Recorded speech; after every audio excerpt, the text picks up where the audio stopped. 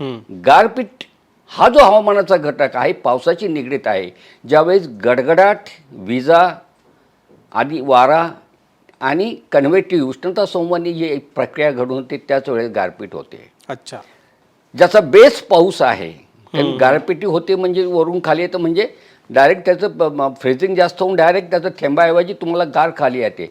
पावसाचं प्रमाणच कमी आहे, प्रेसिपिटेशनचं प्रमाणच कमी आहे, म्हणजेच प्रणाली त्याला साथ देत नाही आहे. अशा ठिकाणी गारपीट कुठून होणार? आडतच नाही तर पोऱ्यात कुठून येणार? आणि कोणी जर सांगत असेल मार्च एप्रिलमध्ये अशी जी गारपीट चुकीचं, कारण गारपिटीला काही तास अगोदर तुम्हाला तसं असेल तर रडारवरून ते सांगता येतं की या ठिकाणी अशा गोष्टी घडू शकतात. आता सांगता आता त्यात हे काही मिनिंगलेस आहे असंच मला म्हणायचं आहे.